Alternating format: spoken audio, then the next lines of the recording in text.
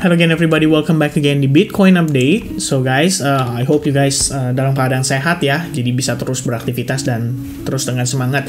Karena Bitcoin hari ini juga lagi ngasih kita semangat nih ya, bisa reclaim area $30.000.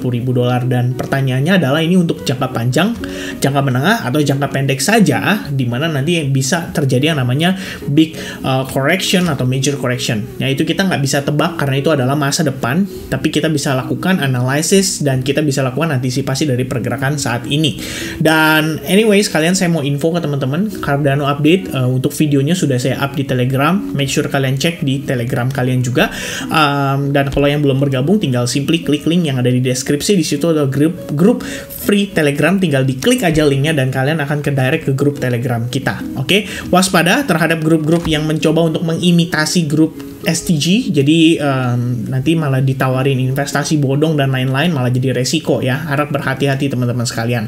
And recently kita kemarin tadi malam update-nya untuk Zilliqa dan Litecoin. Hopefully teman-teman bisa dapetin pandangan ya atau perspektif, karena Litecoin di sini kebetulan salah satu yang masuk ke dalam watchlist saya juga sudah memberikan opportunity yang atau sedang memberikan opportunity yang cukup menarik untuk di follow up. Ya, we have the falling wedge, currently breakout dari falling wedge di time frame 4 jam, closing candle juga terjadi dalam close candle yang sangat bullish atau bullish engulfing biasa disebutnya. Jadi memang ini cukup menarik untuk kita follow up lah, kalau saya bisa bilang ya teman-teman sekalian. But once again, I hope you guys have your own trading plan. Jadi tidak semerta-merta menjeplak atau mencontek gitu ya, karena nanti saya nggak mau disalahin. Nanti dibilangnya itu gara-gara si Kevin tuh gue beli LTC. Wow ya, itu kadang-kadang saya paling males tuh kalau berhadapan dengan orang-orang seperti itu. And by the way, ya, sesuai judulnya kita bakal update untuk Bitcoin, dan saya juga pengen tahu teman-teman nanti malam mungkin ya untuk altcoins-nya kita update-nya apa nih ya yang cukup menarik. Saya lihat ada beberapa yang ngasih komen soal Polygon mau rebranding menjadi apa gitu namanya, Pol kalau nggak salah, saya lupa. Dan maybe another one yang kita bisa discuss lagi adalah mungkin update perkembangan seputar XRP atau BNB, yaitu bisa jadi salah satu pembahasan yang menarik juga. Dan beberapa yang on my top of my watch list ya, ada Matic, kemudian ada Monero, ada Sui, ICP, LTC, STX, Aptos, Conflux, Link menarik teman-teman. Ini to be honest kalau kita bahas pun mungkin sudah terlambat ya, karena baru banget tadi kita update di Discord ya. Saya pikir memang ini ada whales-nya nih. Kalau di Discord tuh saya pikir memang ada whales-nya ya. Kadang-kadang suka aneh sendiri gitu loh. Kita baru update tadi. Link lebih bullish secara struktur. Saya lebih suka Link memang ya. Tadi baru banget kita ganti jadi top of my watchlist jam 2:28 ya. Probably my watchlist tadinya setup trading saya ini planning pribadi sih. Tadinya saya pikir wah ini kayaknya menarik nih untuk di follow up ya. Ini kan saya update sekitar 30 menit sebelum. Oke, jadi kayak 30 menit sebelum.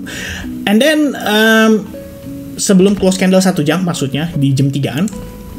And then saya pikir, wah ini 30 menit closingnya sih udah bagus ya. Saya pikir 30 menit closingnya udah bagus. So I decided untuk entry lebih dulu dengan small risk. Jadi kayak sekitar 50% ya. Bukan 50% sih, maksud saya sekitar 0,75% untuk entry terlebih dahulu.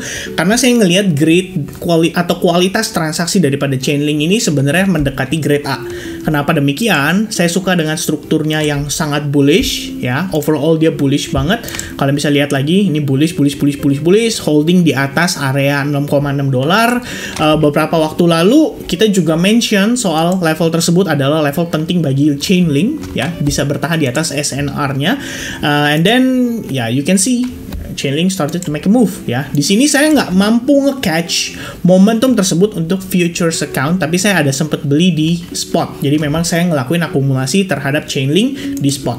Nah, and then today, ya, I don't want to repeat the same mistakes. Jadi saya pikir, wah ini Chainlink kalau nanjak nih, nanjaknya nggak kira-kira. Tadinya saya pikir mau nunggu close candle di 1 jam untuk entry, but after recheck again di time frame 30 minute, I think, wah ini oke juga gitu ya. So saya decide untuk entry lebih early. But sayangnya risknya baru kecil ya. Karena tadi saya pikir, wah kalau 1 jam close-nya bagus, saya masuknya mau langsung dengan risk yang cukup besar, mungkin kayak sekitar 2% atau 1,5% in a single entry. But then Oke, 30 minute, saya pikir close-nya cukup bagus, ya udah deh, saya masuk cicil dulu 0,75%. But then bam, langsung meletus ya. Jadi saya tanya di sini, di grup tuh siapa whales-nya ya? Definitely not me, karena saya juga masuknya dengan small risk ya. Kalau saya masuk dengan risk besar mungkin iya ya, tapi risk besar juga kan untuk ngegerakin harga kayak begini butuh duit jutaan dolar, bukan duit kecil gitu loh. Jadi I don't know guys. Ya mungkin Chainlink nanti kita bisa review juga untuk long term perspektifnya. So yeah, let me know in the comment ya. Jadi make sure kalian cek di chat saya atau leave me a comment di kolom komen. Oke, anyway kita balik dulu ke Bitcoin. Jadi sebenarnya Bitcoin sendiri closing time frame daily ya, seperti di time frame daily kemarin ya. Ini kalau kita lihat sebenarnya sepertinya dia membentuk sebuah pola candlestick yang dinamakan dengan inverted hammer. Jadi inverted hammer sendiri tuh bisa dibilang termasuk dalam reversal ya, reversal candlestick pattern. Yang saya bingung tuh sebenarnya gini, kalau inverted hammer dikatakan sebagai reversal bullish candlestick pattern, buntutnya tuh panjang ke atas, itu kan artinya sebenarnya ada rejection di sana ya.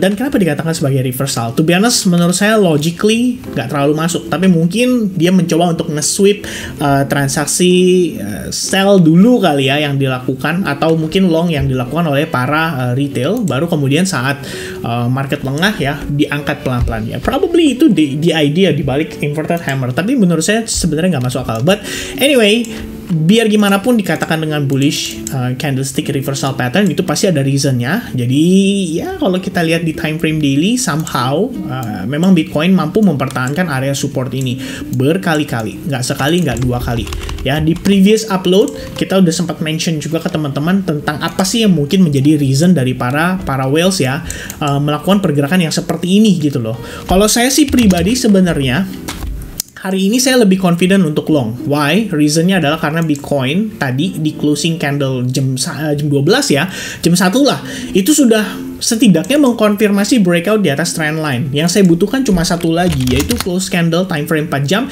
di atas SNR sebelumnya atau support resistance sebelumnya, dan itu sudah terjadi dengan close candle tadi jam 3 ya.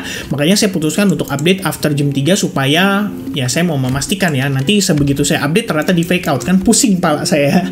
Udah di-upload ternyata di fake out. Oke. Jadi why not ya, kita tunggu sampai ada konfirmasi terlebih dahulu. Dan setidaknya untuk closing di 4 jam so far menunjukkan dia mampu untuk bertahan di atas level tersebut, dan kita reclaim area 30.000, bahkan bisa bertahan di atas 30.150 dolar. I think it's good enough untuk menjadi indikasi awal dari possibility Bitcoin rebound terlebih dahulu ya. Jadi seperti yang tadi saya tanyakan di awal, mungkin ini sifatnya bisa jadi secara short term aja teman-teman, karena teman-teman lihat ya, ini satu bar, satu candle panjang warna merah ini kalau buat orang-orang mengatakan ya, ini menyisakan sebuah area yang dinamakan dengan FVG atau fair value gap atau imbalance ya. Somehow area tersebut harus di fill terlebih dahulu. Jadi istilahnya dia harus koreksi dulu, mungkin setengahnya gitu ya. Kita nggak expect dia sampai benar-benar ke atas, tapi mungkin setengahnya aja, which is Bitcoin bisa naik sampai 30.700 dolar. Itu untuk jangka waktu pendek.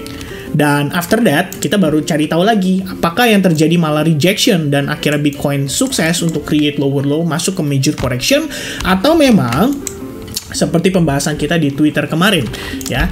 Mungkin saya review lagi supaya teman-teman jadi lebih refresh ya.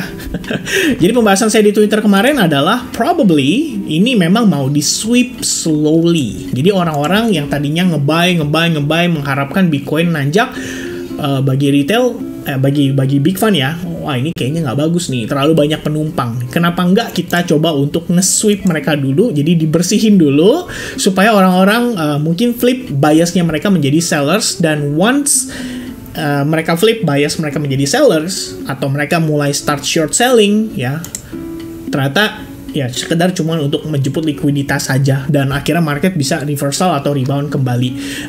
Karena memang secara jangka pendek, once again I think it would be very logical ya untuk teman-teman lihat kita retest dulu terhadap area tersebut. Jadi kita minimal nutup dulu separuh, habis itu baru dia turun gitu ya. Sebenarnya logiknya dibalik dari pergerakan tersebut menurut saya ini simple banget teman-teman, yaitu possibility of lower high. Itu aja sih. Jadi kayak we have lower low, ya, technically we have lower low, at least di lower time frame seperti 4 jam atau 1 jam, we have lower low, and then kalau dia pullback ya ini possible untuk jadi lower high. Nah, tapi kabar baiknya adalah karena Bitcoin dominance-nya juga lagi dalam keadaan terkoreksi, dia melanjutkan penurunan kembali dan tidak jadi mengalami yang namanya reversal. Bahkan kita bisa katakan di sini dia membentuk new low level, ya. Walaupun ya saya nggak tahu sih, mungkin ini sifatnya bisa sementara. Teman-teman bisa asumsi juga bahwa ini falling wedge lagi ya dari falling wedge yang sebelumnya. Ya, we never know ya teman-teman sekalian. Tapi selama ada opportunity untuk jangka pendek ini, saya pikir beberapa coins akan meng-outperform Bitcoin seperti di Ethereum, kemudian BNB ya. BNB perspektif saya juga sama, ongoing untuk long position pada si BNB. Kemudian Cardano yang juga masih jalan, ini yang update saya lakukan kemarin di Telegram ya. Reason sebelum entry saya sudah bagikan ke teman-teman, tinggal kembali lagi ke masing-masing ya. Itu bukanlah merupakan sebuah komando atau aba-aba, tapi lebih kepada untuk teman-teman saya kasih logiknya ya. Ini kenapa loh? Kenapa saya ngelihat di sini punya opportunity untuk Cardano bisa rebound ya. Ada pertimbangannya. Kemudian personally Matic, I like about Matic, and then Sui ya, expecting untuk ada reversal, tapi kemarin ternyata dia mengalami koreksi lebih lanjut ya. Syukurnya sih sekarang dia lagi konsolidasi di atas Fibo 61,8%. Jadi somehow Sui tetap ada opportunity untuk entry. And then personally I like about ICP ya. ICP di sini ada V formation, inverted head and shoulders diiringi dengan konsolidasi. Kemudian we have LTC menjelang block halving. Ini tadi kita udah review sedikit, dan currently yang saya bingung adalah Link ya. Why ada whales yang beli Link gitu loh. Akhirnya mematahkan semangat saya ya untuk entry dengan risiko yang cukup oke gitu loh. Tapi ternyata ya sudah ya, mungkin belum rezeki ya, mungkin kebagiannya baru dikit ya. But ya kita tetap bersyukur ya, karena itu adalah sebuah rezeki yang tidak boleh kita tolak juga teman-teman sekalian. Oke, so that's for Bitcoin. Once again, kesimpulannya untuk Bitcoin adalah waiting for the price to develop lebih banyak lagi momentum bullishnya ya. Yang saya tahu di sini adalah secara struktur kita udah ngelihat dia start to create higher high, dan ini adalah good indication atau good sign bahwa ada possibility Bitcoin bisa kembali naik untuk tutup fair value gap yang tadi kita mention ya. Probably retest dulu ke previous resistance 30.400 baru kemudian ngejar ke 30.700. Itu bisa menjadi skenario yang menarik untuk Bitcoin dan juga untuk membantu altcoins cenderung rebound lebih lanjut. Oke, so I think that's it everyone. Thank you very much guys for watching. Mudah-mudahan informasinya tersampaikan dengan baik dan teman-teman bisa mendapatkan banyak pelajaran atau referensi dari analisis yang saya bagikan. Oke, thank you very much guys, and I'll see you guys again in the next update for altcoins tonight. Cheers and God bless semuanya. Bye-bye.